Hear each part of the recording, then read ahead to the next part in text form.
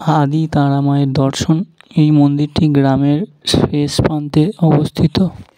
জাগ্রত এই মায়ের দর্শন করাবো আজকে। অবশ্যই ভিডিওটি লাস্ট পর্যন্ত দেখবেন।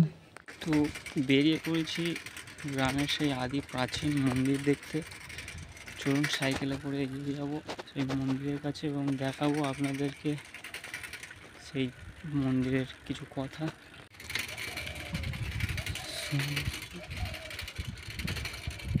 তো গ্রাম থেকে প্রায় অনেকটা দূরে এই মন্দিরটি অবস্থিত। এখানকার যে আদি তারা মায়ের দর্শনের কাছে আমরা বেরিয়ে পড়েছি। দেখতে পাচ্ছেন চারিদিকে মাঠ এবং তার মাঝখান দিয়ে কি সুন্দরভাবে একটা সুন্দর রাস্তা এগিয়ে গিয়েছে। তো আস্তে আস্তে আমরা এগিয়ে যাব সেই রাস্তা ধরে মাঠের মাঝখানে। গ্রামের এখানে লোক বসতি অতটা নেই, তবে আশেপাশে গ্রাম আছে, সেখান থেকে লোকেরা এখানে যায় পুজো দিতে। তো আজ বেরিয়ে পড়েছি সেখানে মায়ের দর্শনের জন্য। চলুন আস্তে আস্তে এগিয়ে যাওয়া যাক। চারিদিকে ধান ক্ষেত দেখতে পাচ্ছেন, ছোট ছোট বাগান এবং ধানের ক্ষেত, তার মাঝখান দিয়ে অসাধারণ সেই ভিউ। অবশ্যই আপনারা দেখবেন। এই মন্দিরের সামনে দেখুন, অসাধারণ। গ্রামের ক্ষুদ্র মন্দির হলে কী হবে, এটি খুবই জাগ্রত। দেখতে পাচ্ছেন অসাধারণ এই মন্দির।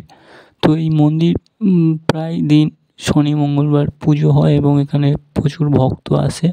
তো আমরা চলে এসেছি অন্য একটি সময়, অফ সিজন, তো যার ফলে ভক্তদের দর্শন পাওয়া যাচ্ছে না।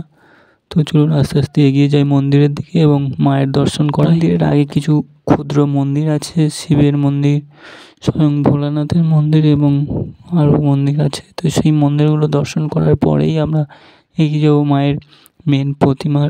খুবই ছোটোবেলায় এসেছিলাম এবং আজ এলাম, দেখাবো এই মন্দিরে মায়ের দর্শন।